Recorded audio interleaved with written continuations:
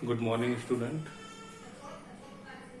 आज हम ज्योग्राफी के इस चैप्टर को हम रिवाइज करेंगे। इस चैप्टर मतलब interior of the earth. Interior of earth हमने पढ़ लिया था, फिर भी इस चैप्टर में हमें रॉक्स के बारे में ज़्यादा समझना है। आपके क्लास 7 के बुक में जो जानकारी है वो एक बेसिक इन्फॉर्मेशन है और आज मैं आपको उसको एक विस्तृत स्तर पर बताने का प्रयास कर रहा हूं, जिसे आप ध्यान से समझने की कोशिश करते हैं। बच्चों, पृथ्वी पर रहने वाले प्रत्येक मनुष्य के मन में एक कौतूहल होता है, जिज्ञासा होती है यह जानने के लिए कि ज्वालामुखी, वोल्केनिक इरप्शन, अर्थक्वेक, ये घटनाएं क्यों होती हैं, कैसे होती हैं। इनको समझने के लिए हमें पृथ्वी के इंटरनल या इंटीरियर स्ट्रक्चर को समझना होगा, जिसे हमने पढ़ा था। हमने पढ़ा था कि पृथ्वी का जो इंटरनल स्ट्रक्चर है उसमें जो पहला लेयर है वो क्रस्ट, जो लिथोस्फेरिक प्लेट के ऊपर है, उसके बाद मेंटल, और लास्ट में जो सेंट्रल पार्ट है पृथ्वी का, जिसको हम कोर कहते हैं। अब पृथ्वी की उत्पत्ति से संबंधित जितने भी सिद्धांत दिए गए हैं उसमें ये बताया गया है कि पृथ्वी प्रारंभ में एक गर्म गैस का गोला था और इस गोले में जो घूर्णन हो रहा था उस घूर्णन का भी प्रभाव क्या पड़ा कि जो गैस हल्की थी वो तो ऊपर की तरफ रही और जो गैस भारी थी वो पृथ्वी के केंद्र में होगी। बाद में ये कूल डाउन हुई और सोल्डिफाई हो गई।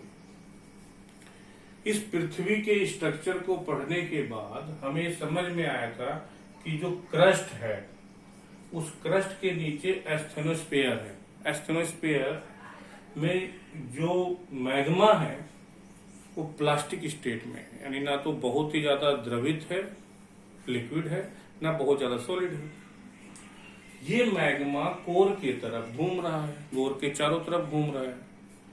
इस मैग्मा में जो मूवमेंट हो रहा है वो इस प्लेट को, लिथोस्फेरिक प्लेट को, जब उसकी अधिकता हो जाती है मैग्मा की, जिसे हम मैग्मा चैम्बर कहते हैं, तो ऊपर की तरफ धकेलने लगता है।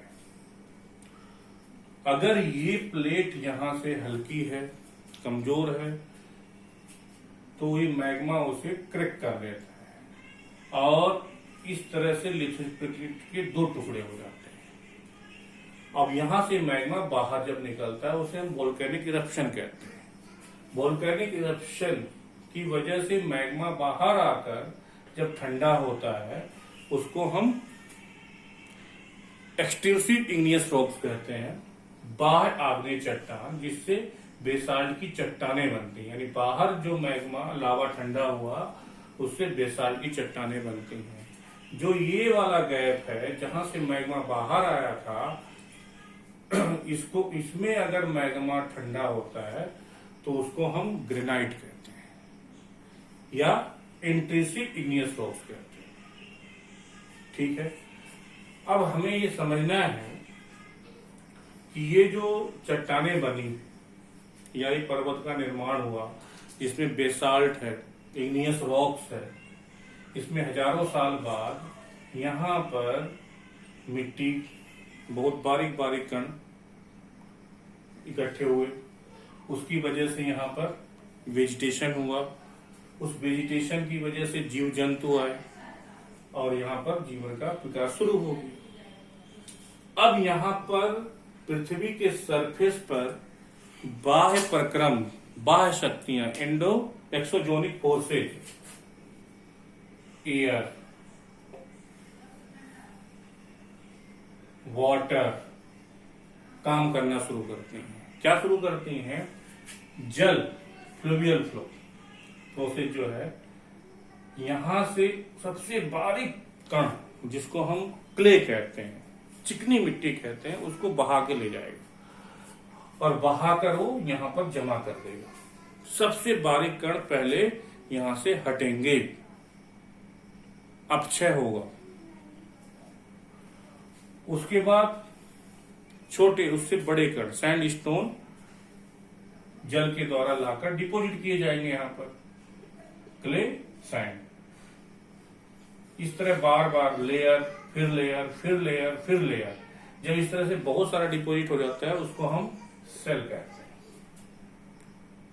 ठीक, यह भी एक रॉक होता है स्लिट की तरह।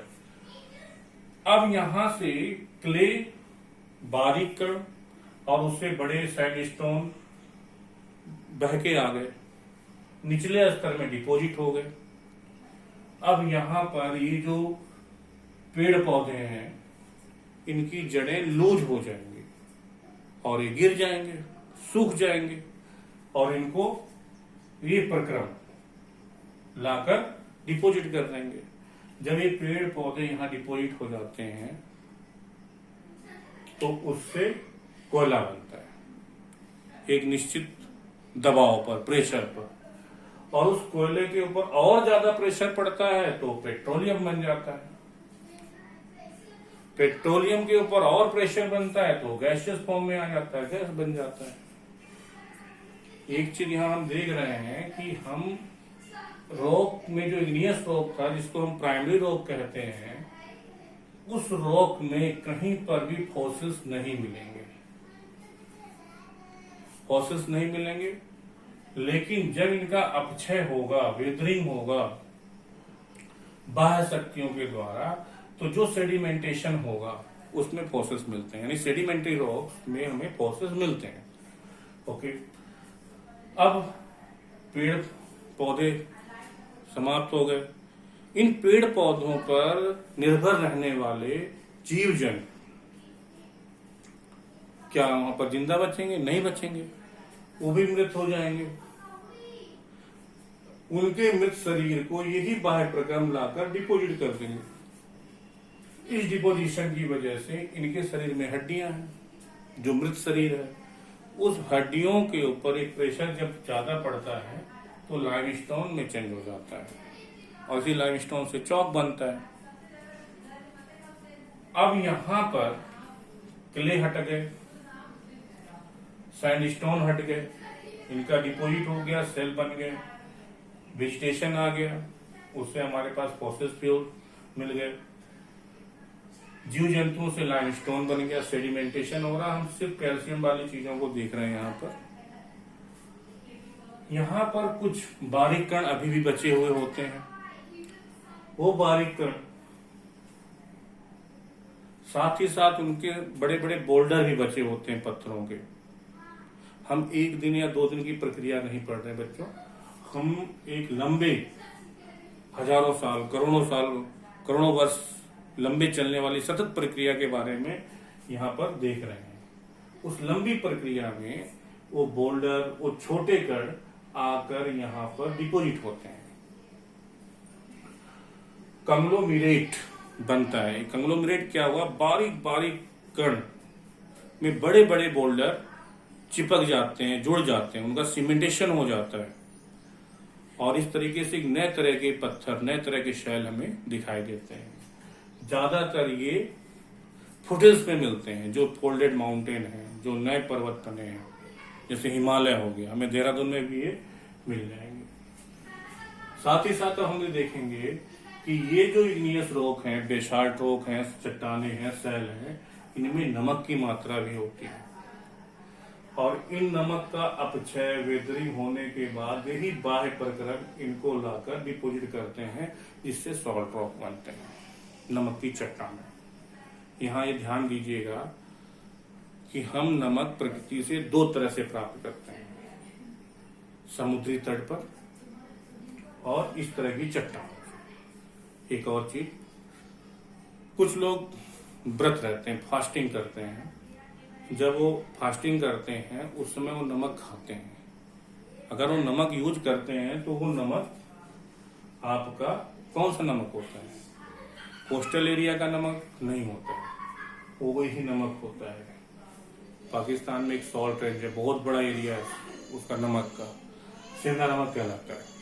ठीक, इसके बाद जिप्सम का निर्माण होता है, सेडिमेंटेशन, फिर डोलोमाइट का, इसमें आपका मैग्नीशियम ज्यादा होता है। अब देखिए यहाँ पर एक वर्ड टर्म और है, लॉयस सेल, आप समझ गए, layer by layer deposition of clay sandstone shale कहलाता है।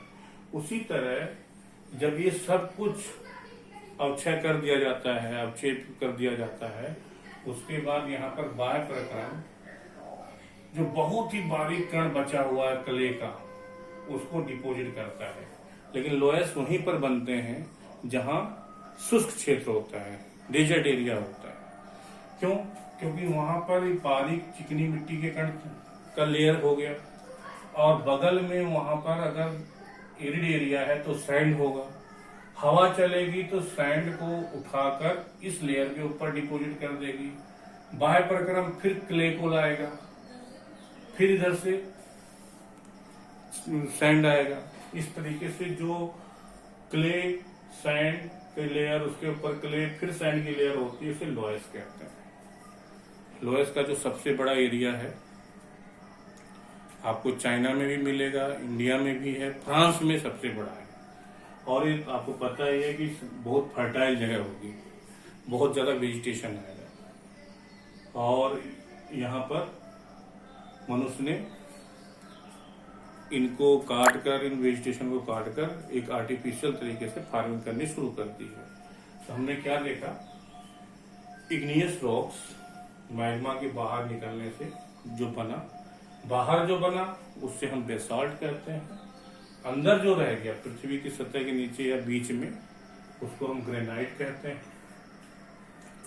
इसका जो अपक्षय होता है इस तरह से होता है, और इनके ऊपर जब ज्यादा प्रेशर पड़ता है, ये आपको पता है क्रस्ट है, तो क्ले से स्लेट बन जाता है। स्लेट जिसपे पहले बच्चे लिखते थे, हार्ड होता था। शेल, सिस्ट, कोल से आपको पता ही है, कार्बन है तो यहां से आपका ग्रेफाइट बन जाएगा, पेंसिल बनाई जाती है, इससे लिखा जाता है। लाइमस्टोन के ऊपर ज्यादा प्रेशर बनने से टेम्परेचर इंक्रीज होगा, इसके जो इंटरनल केमिकल स्ट्रक्चर है उसमें चेंजेज आ जाएगा और मार्बल बन जाएगा। तो ये तो हो गया आपका सेडिमेंट्री रॉक्स, यानी अवसादी चट्टाने, पत्थर जो हो गए, और ये हो गया टर्सरी, जिसको हम मेटामॉर्फिक रॉक्स कहते हैं। अब ध्यान देने की बात क्या है, इस क्रस्ट के ऊपर यहां से अपक्षय होने के बाद बाहरी प्रक्रम के द्वारा जो डिपोजिट हो रहा है, इसमें एक प्रेशर निरंतर बढ़ता जा रहा है, क्रस्ट के ऊपर बोझ बढ़ जाता है, और ये बोझ इसको नीचे कर देता है। इसकी वजह से ये सब कुछ एस्थेनोस्फीयर में जाकर गलने लगता है, और गलने से यहाँ मैग्मा इंक्रीज होता है, और ये मैग्मा फिर इधर की तरफ पुश होकर बाहर निकलने की कोशिश करता है, और फिर से वही प्रक्रिया शुरू होती है। इसी को रॉक साइकिल कहते हैं। Types of rocks, primary, secondary, tertiary, इसको हमने समझा। प्राइमरी मैग्मा से बाहर डिपोजिट होने से इसके भी दो प्रकार है, एक्सट्रूसिव, इंट्रूसिव। इसका जब अपक्षय होता है, वेदरिंग होता है, इरोजन होता है, बाह्य प्रक्रम, एयर, वाटर इनको डिपोजिट करती है, उससे सेडिमेंट्री रॉक का निर्माण होता है। इस सेडिमेंट्री रॉक के ऊपर हाई प्रेशर की वजह से टेम्परेचर इंक्रीज होता है, जिससे मेटामॉर्फिक रॉक्स बनते हैं। बाद में ये सब एस्थेनोस्फीयर में दब जाते हैं। यहाँ आप ये भी समझ सकते हैं, अगर हम प्लेट टेक्टोनिक की बात करें तो अगर यहाँ पर प्लेट के ऊपर ज्यादा दबाव पड़ता है तो ये मैग्मा इसको गला देगा, और हो सकता है इसको गला दे और इसके दो टुकड़े हो जाए, एक प्लेट इधर और एक प्लेट इधर, मूवमेंट, मैग्मा बाहर आएगा। ज्योग्राफी के आगे के चैप्टर्स में हम इनको देखेंगे, काफी इंटरेस्टिंग है। Thank you.